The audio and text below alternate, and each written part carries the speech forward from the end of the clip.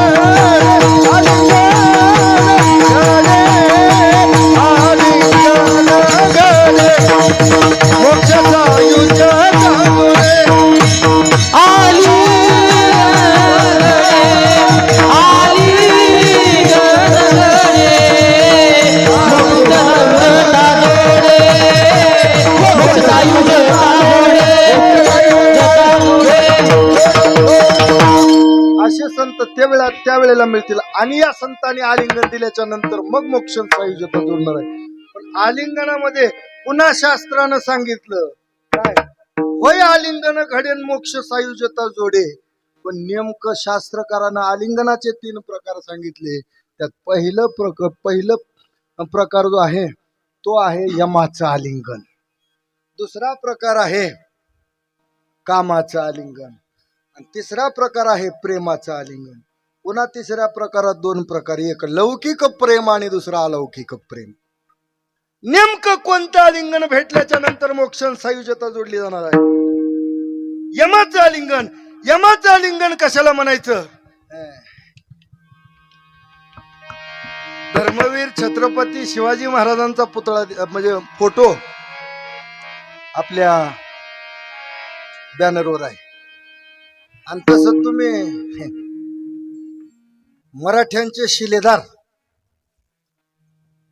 आदरणीय जरांगे पाटील यांचाही फोटो त्याच्यावर आहे. खरं तर मी शास्त्रातलं उदाहरण द्यायला पाहिजे. मी शास्त्रातलं बी देतो आणि इतिहासातलं बी देतो. तसं मी गुरुजी आहो. मी मग सांगितलं दिवसा लेकरं शिकविता संध्याकाळी त्यांचे मायबाप शिकविता.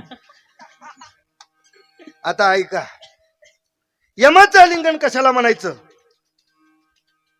दुर्योधन मारला गेला, कौरव पांडवाचं युद्ध संपलं, दुर्योधन मारला गेला.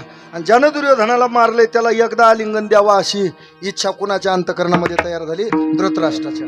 आणि धृतराष्ट्रानं काय केलं? सगळ्यांना बोलावलं आणि सांगितलं, अरे म्हणजे ज्यानं दुर्योधनाला मारलंय त्याला मला एकदा आलिंगन द्यायचंय. भीमाकडे पळत आला शिपाई, त्यानं सांगितलं, हो तुम्हाला तुमचे काका आलिंगन द्यायचं म्हणतायत? हो म्हणले हो. भीमदादा भोळा होता महाराज, सांगितलं चला म्हणले काका आलिंगन देणार आहेत. म्हणल्यावर मी आलिंगन द्यायला तयार आहे. त्यानं सांगितलं मी तयार आहे म्हणून. पण हा म्हणता बातमी जगाच्या मालकाला कळाली. जगाच्या मालकाच्या लक्षात आलं हे ना होय म्हणलंय. पण ह्यानं गेल्यावर परत माघारी जिवंत येत मागे पुढे उभा राहे संभाळीत आली आगात बघता राखे पायापाशी दुर्जनाशी संवारी आले देव. अरे बाबा भीमा म्हणले काय करून बसलायस? देवा म्हणले युद्ध असं बी संपलंय आणि आता मला माझ्या काकांनी निरोप पाठवलाय. म्हणले देव म्हणले अरे तू काका नाही म्हणले, तू तुझा धोका आहे म्हणले. देवा धोका असो किंवा काका असो, पण आता शब्द गेलाय. मग काही हरकत नाही म्हणले. देवाला बी कळून चुकलं हे आता आपल्या ऐकत नाही. शब्द गेलेला आहे. म्हणले ठीक आहे तुला जायचंय तर जा, पण माझी एक अट आहे. काय? म्हणले तू तिकडे जात असताना फक्त एक काम कर म्हणले, मला सोबत घेऊन चल. म्हणले देवा एवढंच? म्हणले हो एवढंच. आता चतुरा तो शिरोमणी गुण लावण्याची खाणी. देवानं काय केलं? भेटीचा दिवस जो दिवशी ठरला का ना त्याच्या अगोदरच्या दिवशी देवानं भीमाच्या आकाराचा आणि भीमाच्या वजनाचा लोखंडाचा पुतळा तयार केला. आणि ज्या दिवशी भीम निघाला का नाही आलिंगन द्यायला, त्या दिवशी देव आणि देवाने सोबत लोखंडाचा पुतळा तयार केला. तो घेतला महाराज. आले धृतराष्ट्र आपल्या सिंहासनावरून उठले, दोन्ही भाऊ पुढे केले. भीमानं बी बघितलं, दोन्ही भाऊ पुढे केले. दोघं समोरासमोर आले. देव पाठीशी आहेत. आता धृतराष्ट्र खऱ्या भीमाला आलिंगन देणार इतक्यामध्ये देवानं काय केलं? खरा भीम पाठीमागं वळला, लोखंडाचा भीम पुढे सरकारला. असं केल्या केल्या धृतराष्ट्राने लोखंडाच्या भीमाला मिठी मारली, आलिंगन दिलं. धृतराष्ट्राने लोखंडाच्या भीमाला आलिंगन दिल्याच्या नंतर लोखंडाच्या भीमाची अवस्था काय झाली? ज्वारीचं पीठ जसं गिरणीमध्ये ज्वारी टाकल्याच्या नंतर जसं बारीक पीठ येतं का नाही भाकरी करण्यासारखं, तसं त्या लोखंडाच्या पुतळ्याचं बारीक पीठ तयार झालं महाराज. याला म्हणायचं यमाचं आलिंगन. कळालं की? आणि दुसरं आलिंगन आहे आपल्या इतिहासातलं, ज्यांना अफजल खानानं दिलेलं आलिंगन आहे. बरोबर आहे. मी मगाशी सांगितलं आपण किती नशीबवान आहोत. हे जर ऐकायचं असेल तर महाराष्ट्राच्या इतिहासामध्ये थोडस डोकावं लागल. मी डोकावू का अभंगावर बोलू? डोकावू की? हा ऐका आता ध्यान देऊन. महाराष्ट्र भूमी बहुगुणी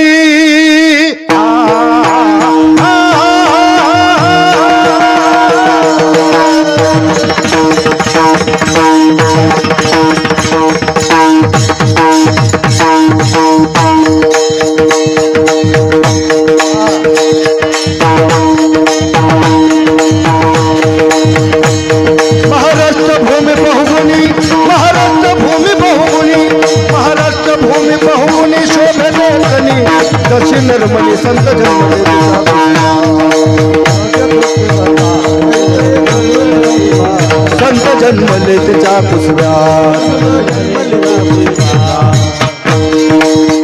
शारदा भक्त गाती हो का कलेची नित्य नवी आराधनी कलेची नित्य नवी आराधनी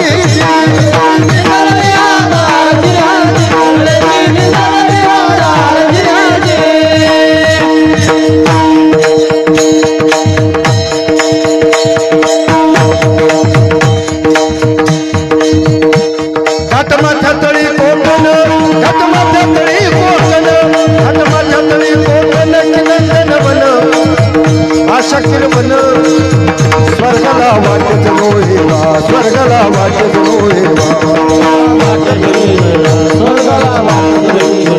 स्वर्गाला वाटत रोहेवा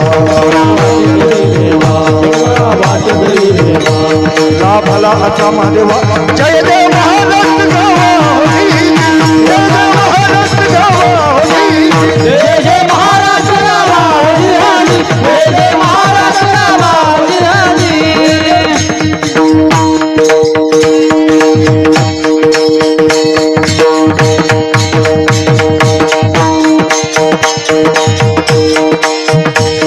इतिहास महाराष्ट्राचा इतिहास महाराष्ट्राचा इतिहास महाराष्ट्राचा सांगतो आता बोल कष्टाचा तोळाचे झाला अनाध्याला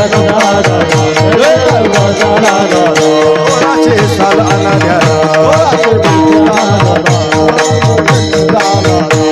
यवनांचे राजदे तख्तात मोगलाई झाली सर्व देशात मोगलाई झाली सर्व देशात मोगलाई झाली सर्व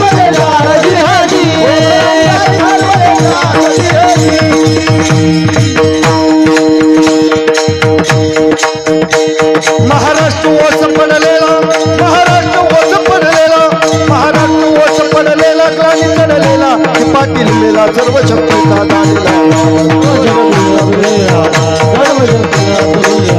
सर्व शक्तीचा झालेला व्यक्तीचा विचार नव्हता कोणात कोण उठवेल कोण उठवेल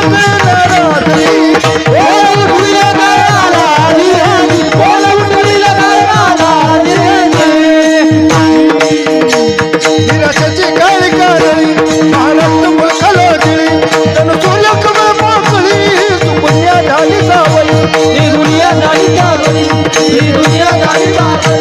निराशाची काळी काळी महाराष्ट्र मुळखाला मिळी जणू सूर्य कमळ पाकळी सुपुण्या झाली सावली चंद्राला मोठी सापळी जणू वाटे मराठा मोळी काही नवला तर हो बाळी नाकळे पुण्याच्या काळी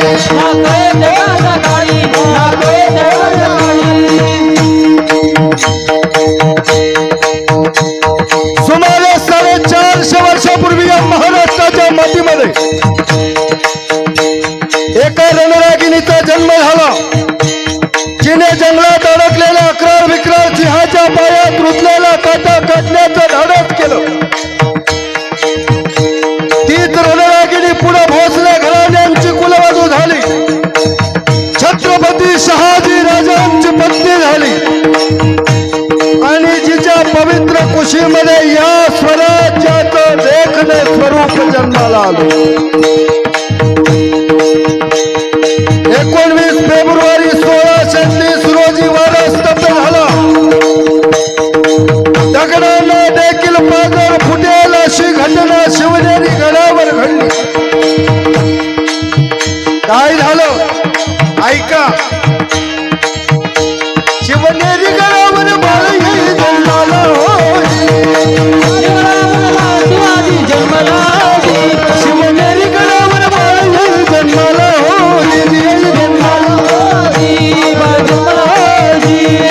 सह्याद्रीच्या हडून सूर्य भगवाला सूर्य भगवाला सह्याद्रीच्या हडून सूर्य भगवाला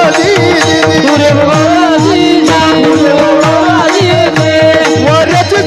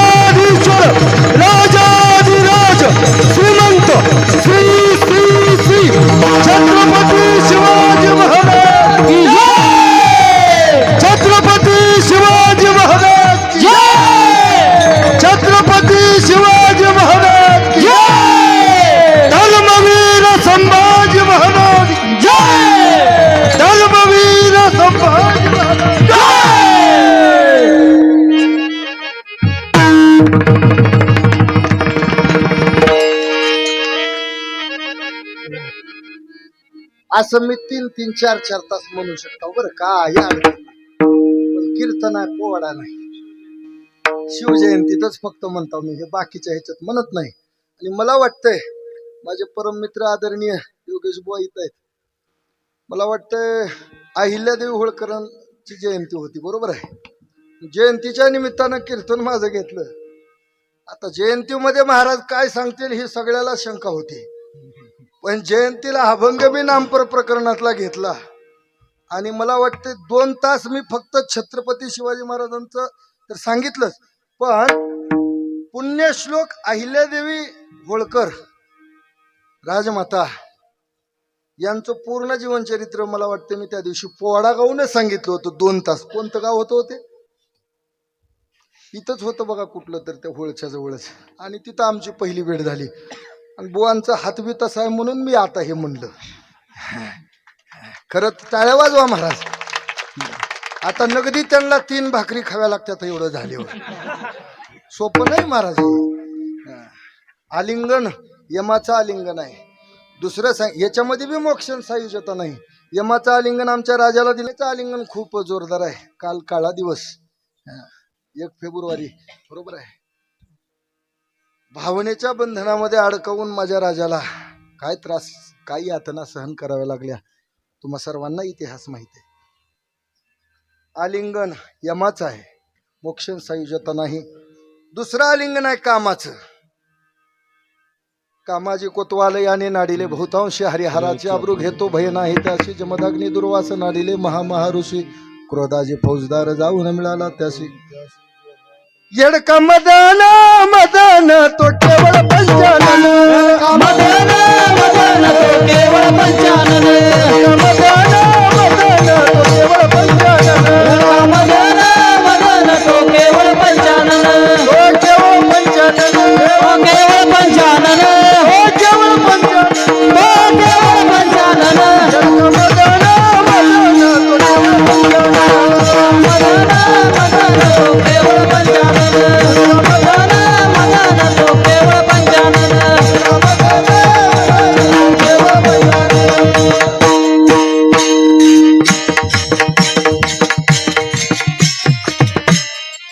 धडक मारिली शंकरा केला ब्रह्म्याचा मातेरा. इंद्र चंद्राशी थरारा लाविला गेली.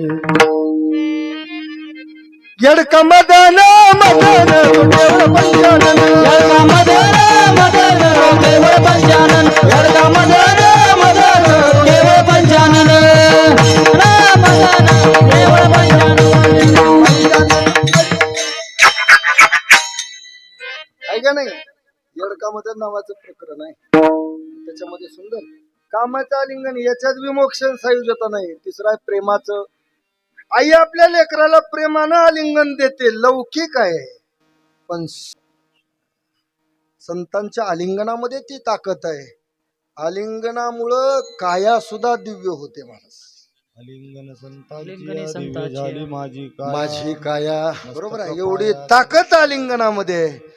एवढी ताकद जर संतांमध्ये आहे, मोक्ष सायुज्यता का जोडणार नाही? मोक्ष म्हणजे पुरुषार्थामधला 4था पुरुषार्थ आहे मोक्ष. सायुज्यता म्हणजे 4 मुक्तीमधली शेवटची मुक्ती आहे सायुज्यता.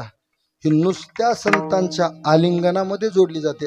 आता इथं वाचार्थामध्ये मोक्ष आणि सायुज्यता सांगितले, पण आपल्याला लक्षार्थामध्ये चालायचं. विठ्ठल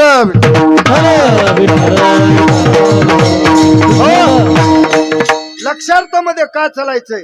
साधं गणित आहे. आमच्या भाषेत जर सांगायचं म्हणलं, गुरुजी तुम्ही प्राध्यापक 10वी पास झालेल्या विद्यार्थ्याला जर विचारलं, बाबा रे तू 8वी पास आहेस का?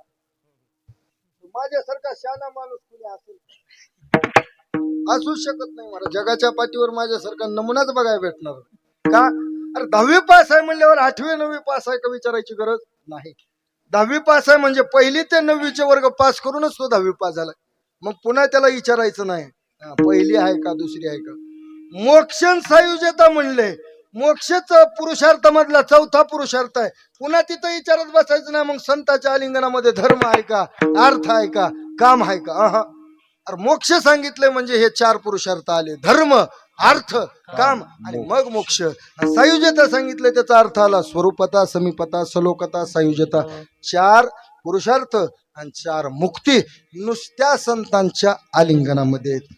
हे अभंगाच्या 2ऱ्या चरणामध्ये सांगितलं महाराजांनी. संतांचा महिमा किती आहे.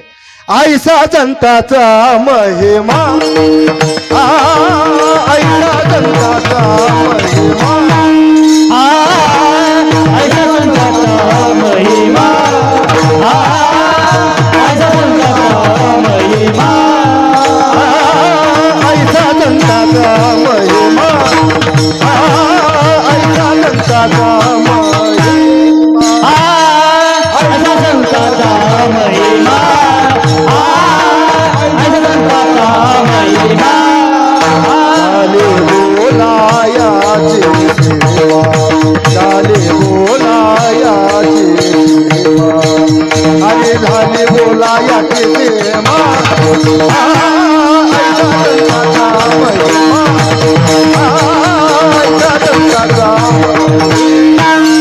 झाली बोलायाची सेवा, झाली बोलायाची सेवा, झाली बोलायाची सीमा,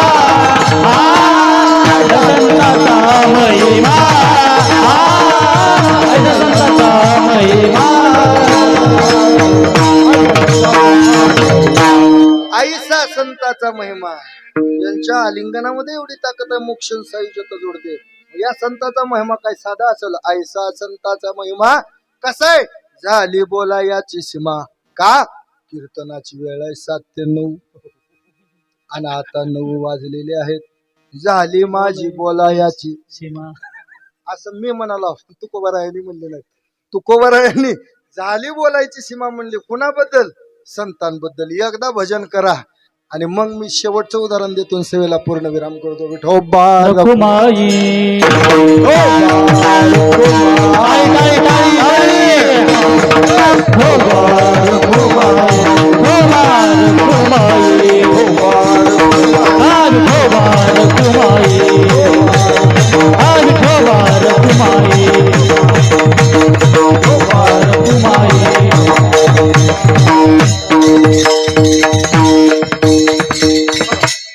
आईसा संताचा महिमा कसा. झाली बोलायाची सीमा. बोलायची सीमा संपते. खरंच आईसा संताचा महिमा आहे. आता याच्यासाठी मी तुम्हाला बाहेरलं कशाला सांगू. बाहेरलं सांगत ना, आपल्या आपल्या ह्याच्यातलं सांगतो आहे का नाही. पुराण पाहुणे करावे हेंगा असं. तर सध्या बदललं. युट्यूब पाहून चालू आहे सध्या.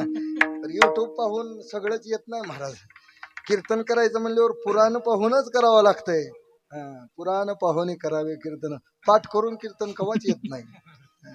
अभ्यास केलं का नाही बरोबर. मग आमच्या दत्ता गुरुजी सारखीने किंवा भक्तराज महाराजा सारखीने एखादं प्रमाण दिले की मग शांत बसायला. हेंगा असं आलं का नाही. हुशार लोक आहेत महाराज आपल्या इथले. बरोबर आहे का नाही. आता चला. झाली बोलायची सीमा. आईसा संताचा महिमा. मी तुम्हाला पुराणातलं उदाहरण देतो. रामायण सगळ्यांना ग्रंथ माहित आहे. रामायणामधला प्रसंग आहे. विश्वामित्र आणि वशिष्ठ दोघेही समकालीन ऋषी. आता नीट लक्ष देऊन ऐका. विश्वामित्रांचा जन्म हा क्षत्रिय कुलामध्ये झालेला आहे आणि वशिष्ठांचा जन्म हा ब्राह्मण कुलामध्ये झालेला आहे. आता गंमत अशी आहे. विश्वामित्र क्षत्रिय कुलामध्ये जन्माला आलेले असल्यामुळं त्यांच्या नावाच्या पुढं राजर्षी ही पदवी लागली आणि वशिष्ठ ब्राह्मण कुलामध्ये जन्माला आल्यामुळं त्यांच्या नावाच्या पुढं ब्रह्मर्षी ही पदवी लागली. आता राजर्षी ही पदवी ब्रह्मर्षीपेक्षा कशी आहे थोडीशी. म्हणजे तुमच्या भाषेत जर सांगायचं म्हणलं, हा भाप मोठा का हा भाप पप्पू मोठा. कळालं नाही. कळालं का नाहीच तुम्हाला. म्हणून मी मग म्हणलं होतं आमची भाषा आणि तुमची भाषा लय फरक आहे. अंतर बी लांब आहे की हो. पत्रिकेवर हा भाप टाकल्यावर म्हणते ताई उगाई कुठलं तर इकडं म्हणत नाहीत. आपल्याकडला भाग चांगला आहे. पण हा भाप पप्पू जर लावलं. पप्पू म्हणजे परमपूजनीय. तुम्हाला आता लक्षात आलं का नाही.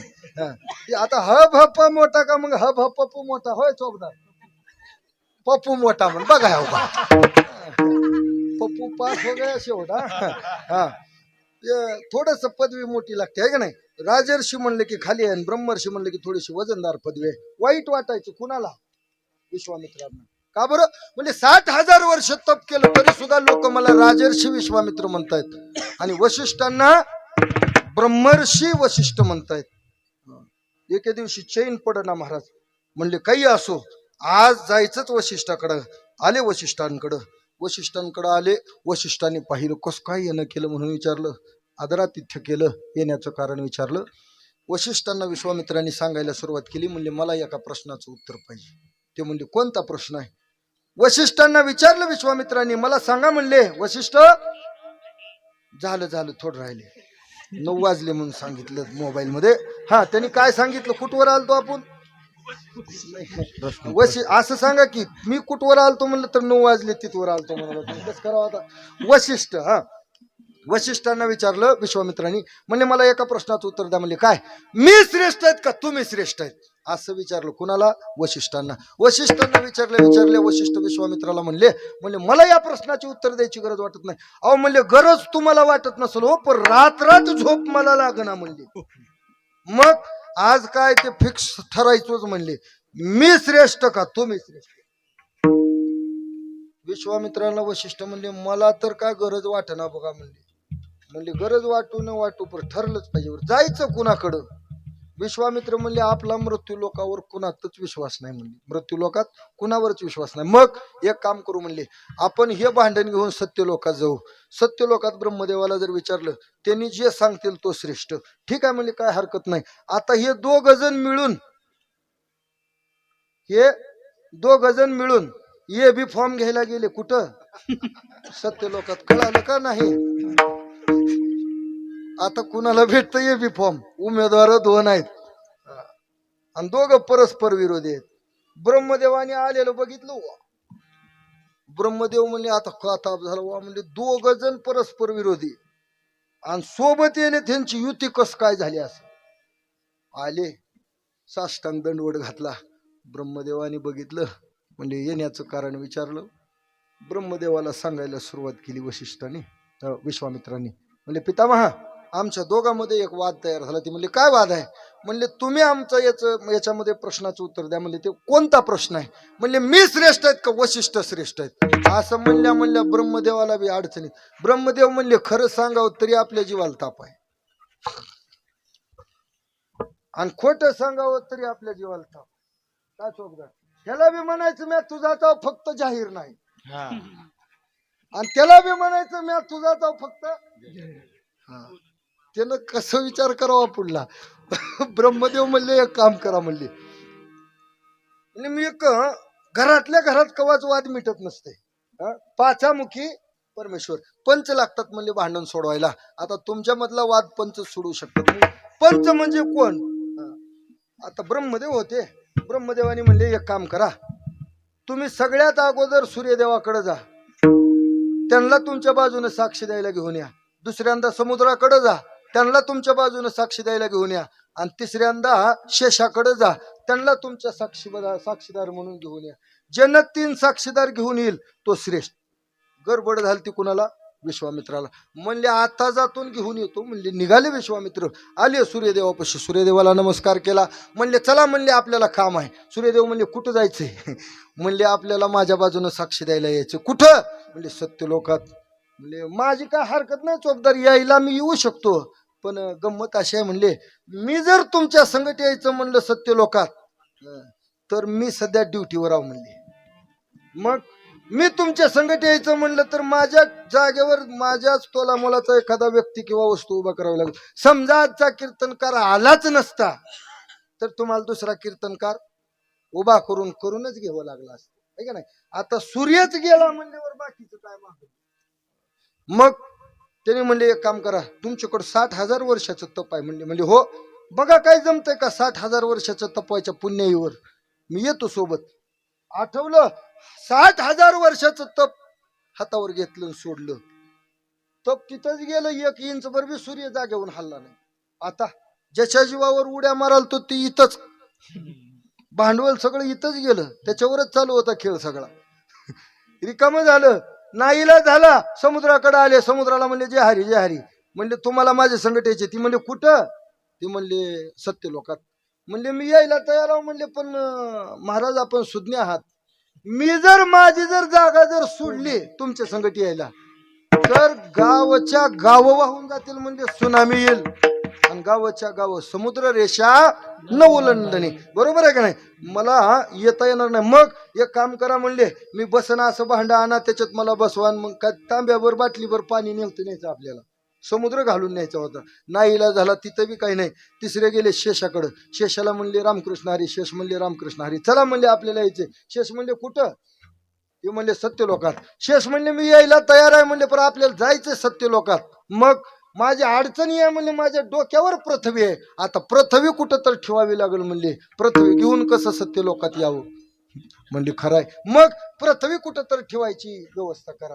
ही काय ऑफिस मधली पृथ्वी नव्हती, टेबलावर ठेवली की गोल कशी बी फिरते. झालं महाराज, नाईला झाला, आले माघारी. ब्रह्मदेवाने विचारलं काय झालं? म्हणले छे जमलं नाही. म्हणले का? 60,000 वर्षाचं तप तर एका झटक्यात गेलं म्हणले पहिल्यांदाच, आणि हे 3 साक्षीदार आणणं शक्यच नाही. म्हणले मग तुम्ही आलाव, एक काम करू द्या म्हणले, वशिष्ठांना बघू द्या. अहंकार आला म्हणले माझ्यासारख्याला जमलं नाही म्हणले 60,000 वर्ष तप करून, आणि हे काय वेगळं करणार. ते म्हणले प्रयत्न तर करू द्या. ठीक आहे म्हणले, काय हरकत नाही. निघाले महाराज. वशिष्ठांनी पितामह ब्रह्मदेवाचं दर्शन घेतलं, आले सूर्यदेवाचं दर्शन घेतलं. सूर्यदेवाला बोलू लागले, महाराज तुम्हाला माझ्या बाजूने साक्षी द्यायला यायचंय. सूर्यदेव म्हणले मी यायला तयार आहे. मग तुम्ही एकच काम करायचं म्हणले, मी तुमच्या बाजूने येतो, पण मी माझ्या जागा सोडू शकत नाही. मग माझ्याच तोला मोलाचा एखादा व्यक्ती किंवा एखादी वस्तू इथं उभा करावी लागेल. सूर्यदेवाला असं म्हणल्या वशिष्ठ म्हणले एवढीच अडचण आहे म्हणले. हो. मग एक काम करा म्हणले, मी तुमची अडचण दूर करतो म्हणले. कमरेला शाटी होती महाराज, ज्ञानोबरायांची ओवी ज्ञानेश्वरी मध्ये.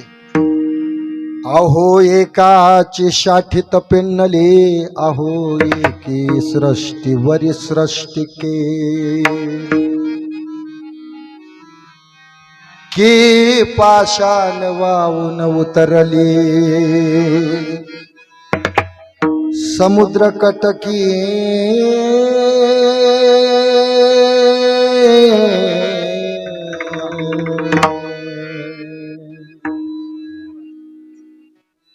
शाठी काढली, सूर्याला बाजूला काढलं, शाठीमध्ये लंगोटी.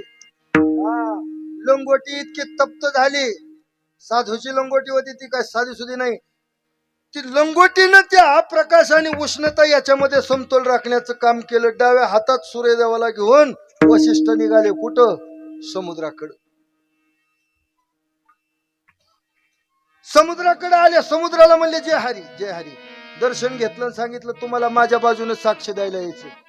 समुद्र म्हणले मी येतो, पण माझी एक अडचण आहे. काय? मी जर यायचं म्हणलं तर माझी जागा मी सोडू शकत नाही. मी बसन असं भांडा आणा. दोन्ही हात जोडले. किती विनम्रता आहे. म्हणले महाराज जगाच्या पाठीवर तुम्ही बसाला असं भांड आणखी तयारच झालेलं नाही म्हणले, आणि माझ्याकडं माझ्या मालकीचं फक्त माझ्या हातातलं कमंडलू आहे म्हणले. याच्या व्यतिरिक्त माझ्या मालकीचं माझ्याकडं असं काहीच नाही. मला माहिती आहे तुम्ही याच्यामध्ये बसणार नाही, पण महाराज सागर सागरोपमः, सागराला समुद्राला समुद्राची उपमा दिली महाराज. देवा तुम्ही तुमच्यासारखेच आहेत, तुम्हाला दुसरी उपमा देता येणार नाही. तुम्ही याच्यामध्ये बसू शकणार नाहीत मला माहिती आहे, पण माझी विनंती आहे तुम्ही याच्यामध्ये बसायचा प्रयत्न जर केलात तर निश्चित तुम्ही याच्यामध्ये बसू शकता. समुद्रानं विनंतीला मान दिला आणि समुद्र त्या कमंडलू मध्ये बसायला सुरुवात केली. कमंडलूचा आकार किती होता आणि समुद्र किती विस्तारित होता. अहो त्या कमंडलूच्या चौथ्या आकाराचा चौथा हिस्सा सुद्धा सागराला व्याप्त करता आला नाही. बाकीचं 3 हिस्से कमंडलू रिकाम. एका हातात कमंडलून त्या कमंडलूत समुद्र आणि एका हातात सूर्यदेव. परी चंदनाचे निवेदित झाड, माऊली ज्ञानोबरायांची उभी आहे. परी चंदनाचे निवेदित झाड, झाले चंदनाचे निपरिपाड, की वशिष्ठे मांडिले भांडे, भानुशी साठी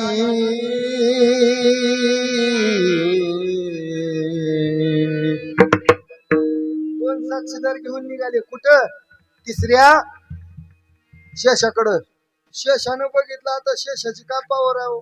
एका हातात सूर्य आहे एका हातात कमंडलू आहे शेष म्हणला मी यायला तयार आहो पण माझ्या डोक्यावर पृथ्वी आहे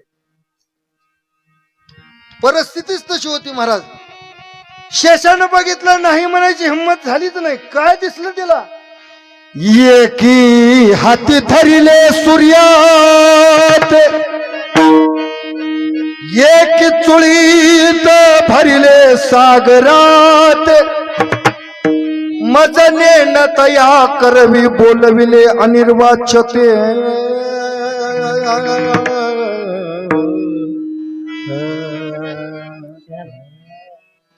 नाईला झाला येतो म्हणला फक्त पृथ्वीची व्यवस्था करा हातामध्ये अर्धचंद्राकृती दंड होता तपश्चर्याचा शेषाची मान बाजूला केली दंडावर पृथ्वी उभा करून 3 साक्षीदार घेऊन 4थे वशिष्ठ सत्यलोकात आले सत्यलोकात या 3 याच्यासह वशिष्ठाला बघितल्या पितामह ब्रह्मदेवानी विश्वामित्राला म्हणले दिसलं का विश्वामित्रांनी बघितल्याच्या नंतर विश्वामित्रांची बोलायची सीमा संपली झाली बोलायाची सीमा बोलायची सीमा संपली महाराज आता काय करावं पण मनामध्ये शंका होती कशाच्या जोरावर आणले असतील विचारलं कशाच्या जोरावर सांगायला सुरुवात केली अहो जेवढे दिवस मी संतांच्या सानिध्यामध्ये राहिलोय तेवढ्या दिवसाचं नाही तासाचं नाही क्षणाचं नाही फक्त अर्ध क्षण संत संगतीचं पुण्य खर्च केलंय आणि त्याच्या जोरावर हे 3 साक्षीदार घेऊन इथं आलोय आईसा संताचा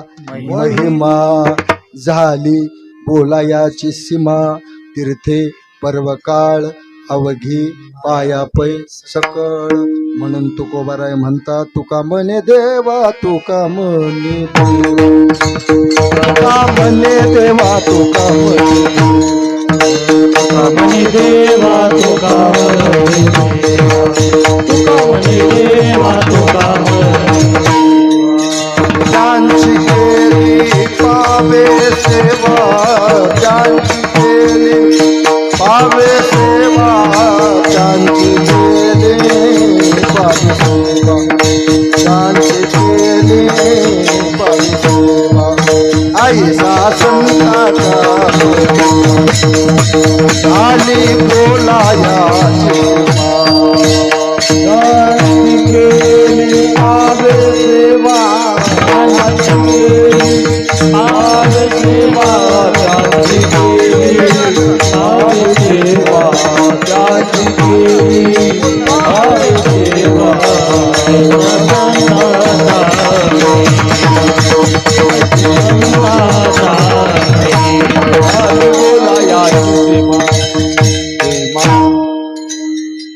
यथामती यथावकाश 15 मिनिट तुमच्या आगाऊ घेतलेत बरोबर आहे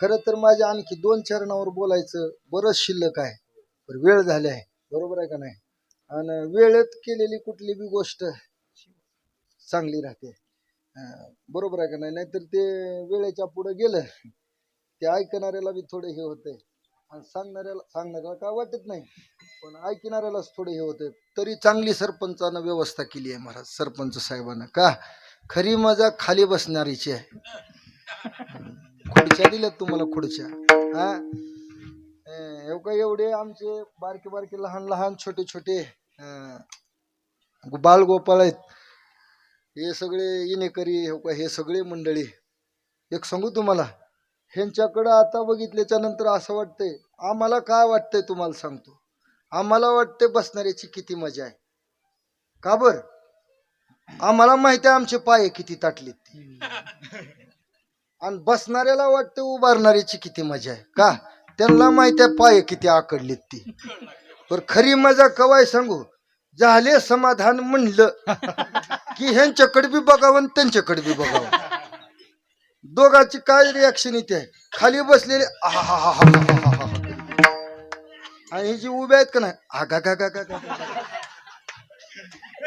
पण अशी व्यवस्था गाव आदर्श आवरगाव बरोबर आहे आणि सरपंच साहेबानं खुर्च्या दिल्यात महाराज का तर तुम्हाला आम्हाला पायाला त्रास होऊ नये, कीर्तन व्यवस्थित श्रवण करता यावं म्हणून पुन्हा एकदा तुम्हा सर्वांच्या चरणावरती नतमस्तक होतो. सांगत असताना माझ्यासारख्याकडून काही चुकीचं जर वक्तव्य जर गेलेलं असेल तर तुम्ही मला माफ करा. सेवेला पूर्णविराम देण्याच्या अगोदर आणखी 5 मिनिट मी तुमचे घेणार आहे. ऐका. चालू वर्ष हे अत्यंत पर्व काळाचं वर्ष आहे. या वर्षी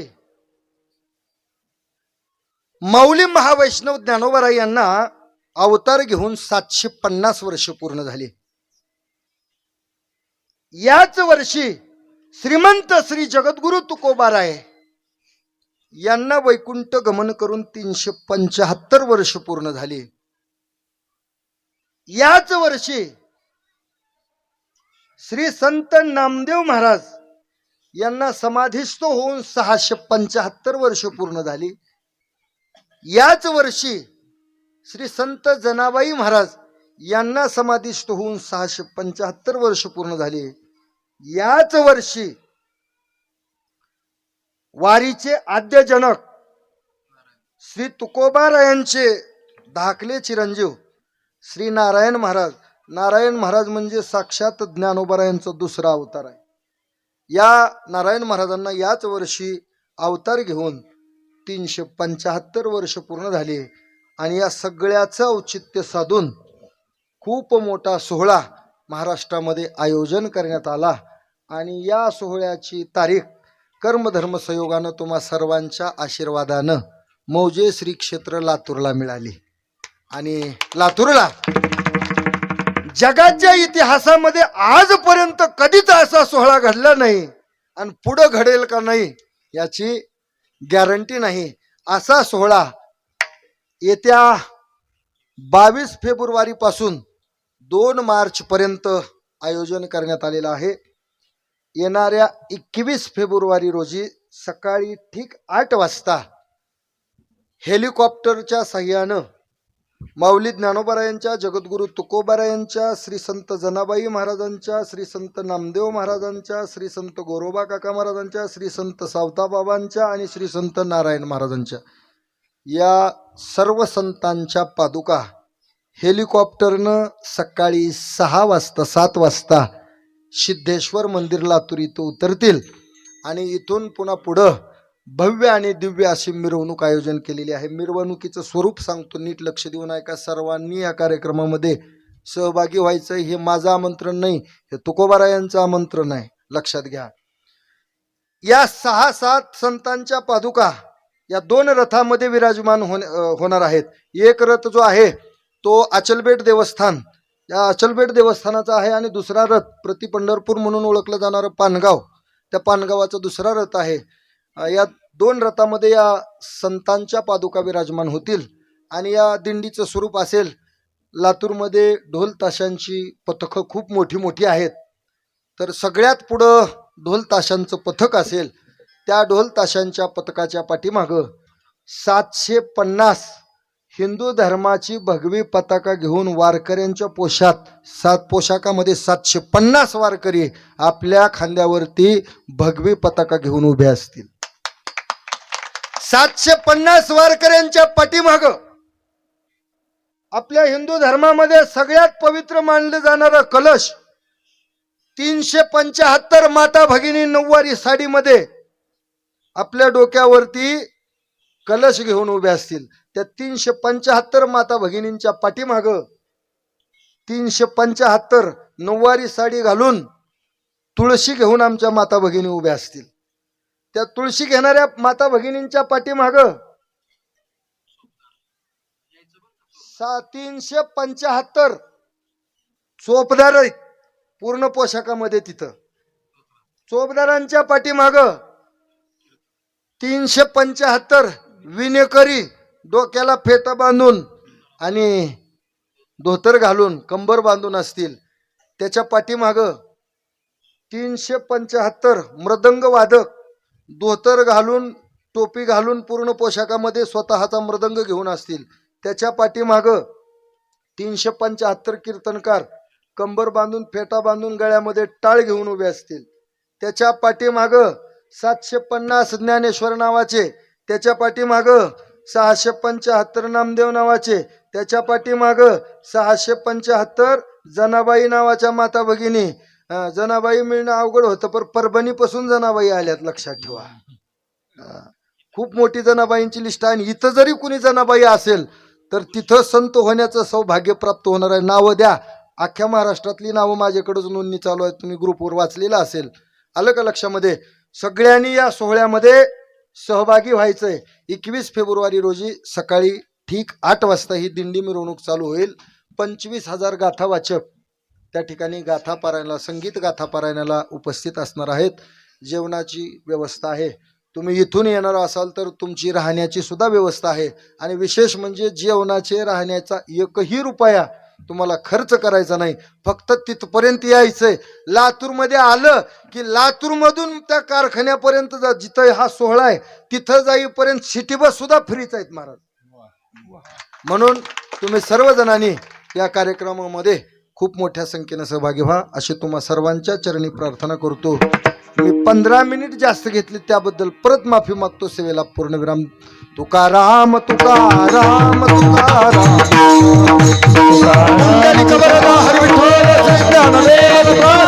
पंढरीनाथ भगवान ज्ञानेश्वर महाराज, जगद्गुरु तुकाराम महाराज, श्री संत गोरोबा काका महाराज, बोलो भाई सब विठ्ठल जय जय जय विठ्ठल. विनेकरी चला.